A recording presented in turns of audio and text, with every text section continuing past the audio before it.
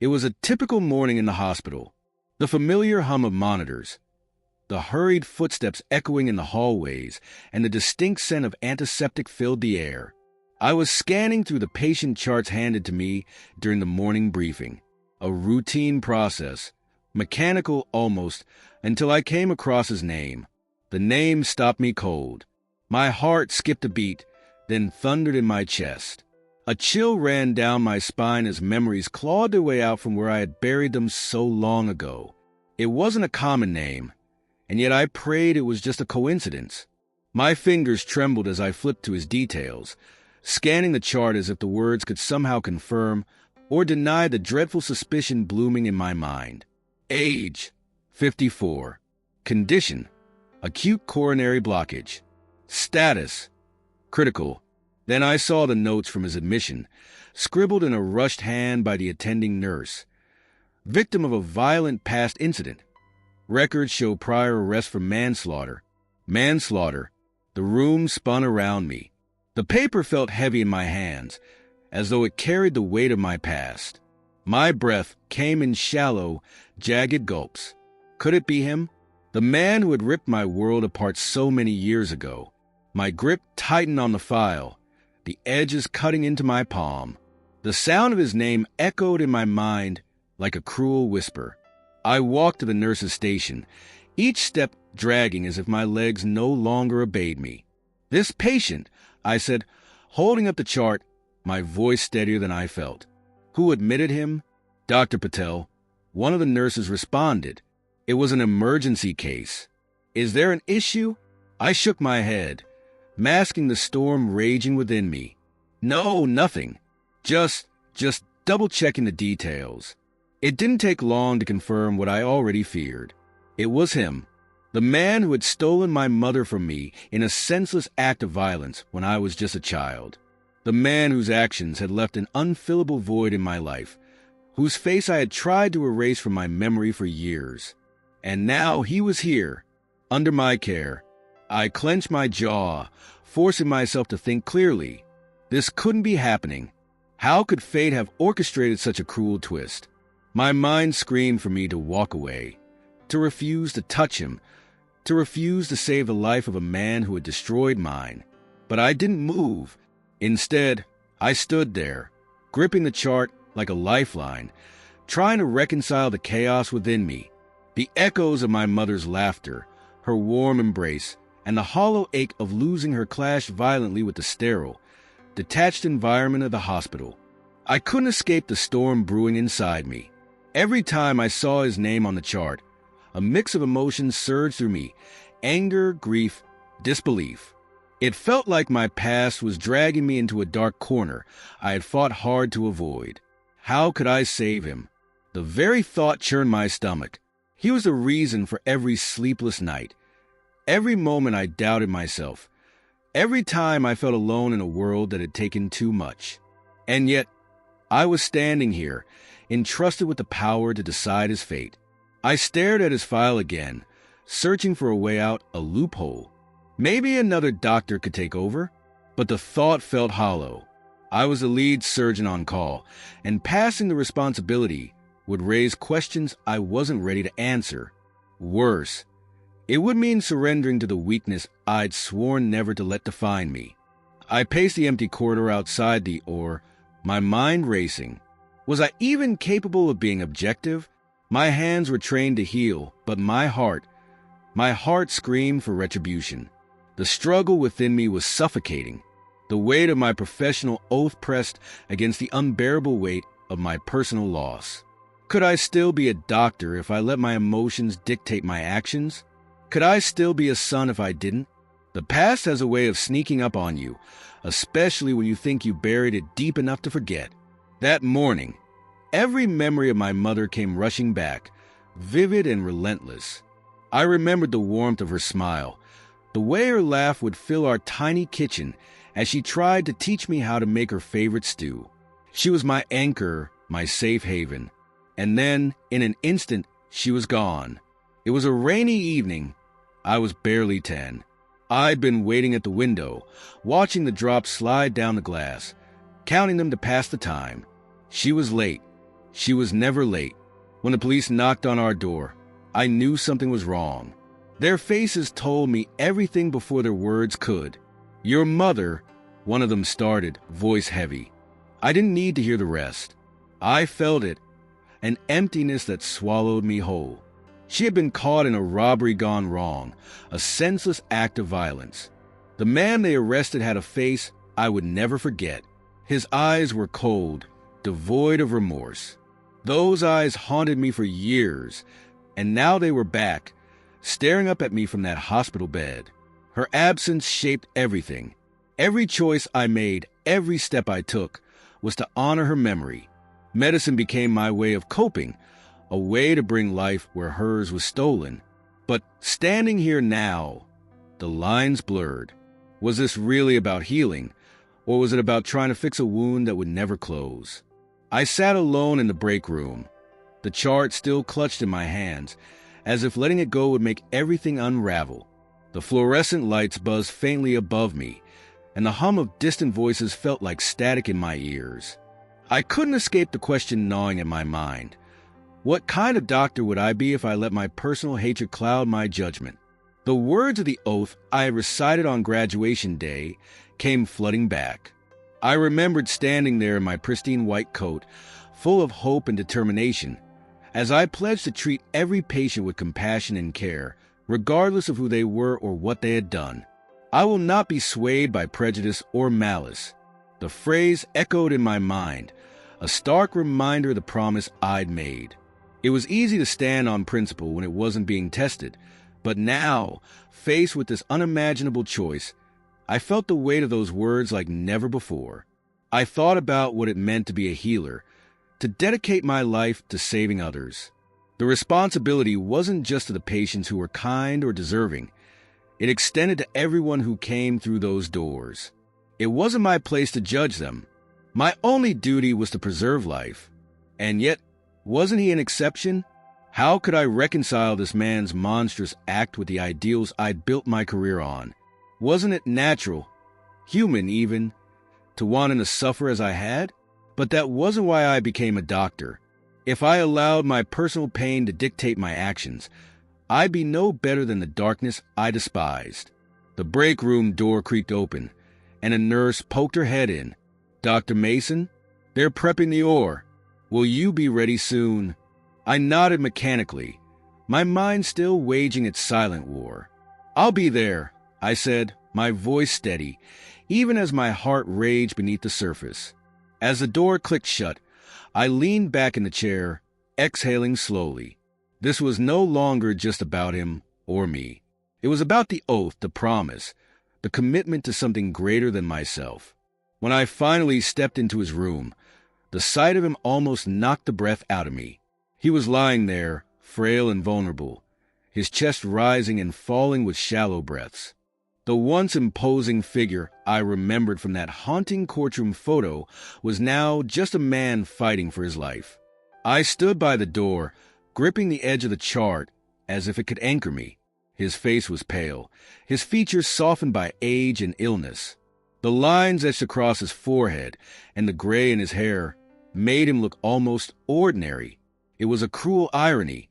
This was a man who had left my life in ruins, and now he looked like any other patient I had cared for. His eyes opened slowly, unfocused at first, until they locked onto mine. My breath hitched. For a moment, I wondered if he recognized me, if some distant memory sparked behind his tired gaze. But there was no sign of recognition, just the desperation of someone clinging to the thread of life. "Doctor?" His voice was weak, barely more than a rasp. "Yes," I replied, the words slipping out before I could think. He tried to say more, but the effort drained him, and he fell silent. I stood there, frozen, watching him struggle against the weight of his own body. I couldn't help but feel the sharp sting of irony. Here he was, utterly defenseless, while I held the power to decide his fate. For a moment, I saw him not as the man who had taken my mother, but as someone stripped of all pretenses, just a human being at his most vulnerable. It was a strange, almost alien feeling. Could this really be justice? To let him die when he was so clearly at my mercy? But then the memories surged back. The knock at the door, the police officer's grim face, the gaping hole in my world where my mother once was. My jaw tightened, and I turned to leave, afraid that if I stayed a moment longer, my emotions would betray me. As I reached the door, I glanced back. He was staring at the ceiling now, his expression unreadable. For a second, I wondered if he felt regret, or if he was even capable of it. The question gnawed at me as I walked away. Could I face him in the operating room without letting my anger take control? Could I look into those same eyes and still see a life worth saving? Back in the surgical prep room, I gathered my team. My heart pounded as I faced them, knowing I couldn't keep this conflict bottled up any longer. They deserved to know what I was struggling with, but how much could I tell them without unraveling completely? Dr. Patel, the senior anesthesiologist, stood by the sink, meticulously scrubbing in. He glanced at me as I hesitated, the weight of my thoughts pinning me in place. "You've been quiet," he said, his tone casual but probing. "Everything okay?" I took a deep breath. "It's complicated." The others paused, their movements slowing as they turned their attention toward me. I could feel the tension shift in the room, curiosity mingling with concern. "This patient," I began, my voice steady but low, "is connected to something personal, something from my past." Patel frowned, his hands still under the running water. "Personal? You're not saying—" "I am." I cut him off, not wanting to draw it out. "He's the man who killed my mother." A stunned silence followed. I watched their faces shift from shock to disbelief, and finally to understanding. "Jesus," one of the surgical assistants muttered. Patel turned off the water and faced me, his expression serious. "And you're still planning to operate?" "I don't know," I admitted. "I want to do the right thing, but I don't know if I can trust myself to stay objective. What if My voice broke, and I had to look away, swallowing the lump in my throat. "You're one of the best surgeons here," Patel said, his tone firm. "If anyone can handle this, it's you. But if you need to step back, we'll understand. No one would blame you." I considered his words, weighing the option of handing the case over to someone else. It felt like the easiest solution, but deep down, I knew it wouldn't solve the real problem. Walking away wouldn't erase the anger or the pain. It wouldn't bring me closure. Another voice broke the silence. "You've saved lives in worse circumstances." Dr. Mason, one of the nurses, chimed in, her voice gentle. "You can do this." "You took an oath for moments like these." I nodded slowly, their confidence in me rekindling a flicker of resolve. They were right. This wasn't just about me or him. It was about the patient on that operating table and the principles I'd dedicated my life to. "Okay," I said finally, meeting their eyes. "I'll do it." Patel clapped a hand on my shoulder. "We've got your back." As I scrubbed in, the air felt heavier, charged with the weight of what lay ahead. My team's faith in me was reassuring, but I couldn't escape the gnawing fear that I might falter. This wasn't just another surgery. It was a battle between the person I'd become and the child I used to be. The operating room felt colder than usual, the sterile white walls and glaring lights pressing in on me. I stood at the sink, scrubbing my hands with mechanical precision, but my mind was far from the task. Every step felt deliberate. Each movement weighted with the significance of what I was about to do.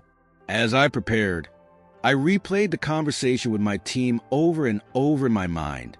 Their confidence in me was a lifeline I hadn't realized I needed, but it was also a heavy burden. They believed in my ability to set aside my pain and do what was right, even when I wasn't sure I could. I stared at my reflection in the small mirror above the sink. My face was calm, composed, the face of a surgeon. But beneath that mask was a storm of doubt and anger. This wasn't just a case, and he wasn't just another patient. He was the man who had defined my grief, the shadow looming over my childhood. As I stepped into the OR, the room went silent. My team was waiting, their eyes on me. I took a deep breath and approached the table. There he was, lying under the bright surgical lights, completely unaware of the turmoil he had caused. His face was calm, almost peaceful, as if he had no idea that his life was in the hands of the person whose life he had shattered. The anesthesiologist nodded, signaling that everything was ready. I glanced at the monitors, the steady beeping of his heart a stark reminder of the fragility of the life we were about to preserve.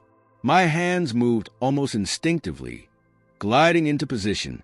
The scalpel felt heavier than it ever had before. I paused, the blade hovering just above his skin, and for a moment I thought about everything that had brought me here. The grief, the anger, the years of fighting to prove I was more than my pain. This was a moment, the moment where I had to decide whether I would be defined by my past or by the person I had worked so hard to become. The room was so silent I could hear my own heartbeat. I tightened my grip on the scalpel, forcing myself to focus. I was a surgeon. I was here to save a life, no matter whose it was. "Let's begin," I said, my voice steady. The first incision felt like breaking through a barrier I hadn't realized was there. Each precise movement after that became easier, the rhythm of the procedure pulling me into its flow. For those hours, I wasn't just a grieving son or a broken man. I was a doctor, and that was all that mattered. The operating room became a sanctuary of focus, where the chaos of my thoughts faded into the background. The monitors beeped steadily, a rhythmic reminder that every second counted. My hands moved with practiced precision, each motion deliberate and exact. The first incision revealed the intricate complexity of the human body, and with it came the weight of what I was doing. Every artery I tied off, every layer of tissue I worked through, brought me closer to saving the man lying on the table, the man who had cost me everything. But the thoughts wouldn't stay silent. With each heartbeat displayed on the monitor, flashes of my mother filled my mind. Her laughter, her warmth, her absence. I remembered standing in the courtroom as a child, staring at the man before me, the man who now lay helpless under my care. My grip on the scalpel faltered for a fraction of a second. "Dr. Mason," Patel said softly, breaking through my haze. "Everything okay?" I nodded quickly, adjusting my stance. "Yes, let's continue." The team didn't question me further, their faith in my ability anchoring me when I felt like I was slipping. I forced myself to focus, to remember that this wasn't about me or my pain. It was about the oath I had taken, the promise to preserve life. Even when it felt impossible, the hours stretched on, each step in the procedure demanding my full attention. I repaired the blocked artery, grafted new vessels, and monitored every vital sign with meticulous care. The room was a symphony of controlled chaos, the hum of machines blending with the soft voices of my team as we communicated in perfect sync. But beneath it all, the war within me raged on. Each movement brought a new question. Was I doing this for him? For my mother? Or for myself? Was saving him an act of strength or weakness? As I sutured the final incision, a strange calm settled over me. The procedure was complete, his heart beating steadily under the monitors. I stepped back, letting the team finish closing up, and removed my gloves with trembling hands. For the first time, I allowed myself to look at him, not as a man who had taken my mother, but as a patient, just a patient. "We're done," I said, my voice barely above a whisper. I turned away, stepping out of the OR and into the quiet of the corridor. My legs felt weak, and I leaned against the wall, the weight of the surgery finally catching up to me. He was alive. I had saved him. And in doing so, I wasn't sure if I had healed something within myself or torn it open even further. I stood outside the recovery room, staring through the glass at the man I had just saved. Machines surrounded him, their rhythmic beeps confirming that his heart, the very organ I had repaired, was strong enough to keep him alive.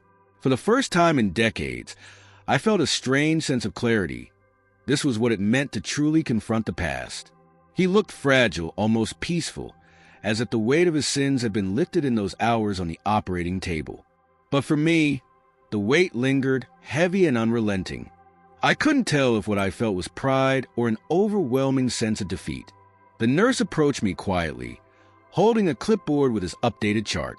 "He's stable," she said, glancing at the window where he lay unconscious. "If he continues to improve, we'll start reducing sedation tomorrow." I nodded, offering a faint thank you.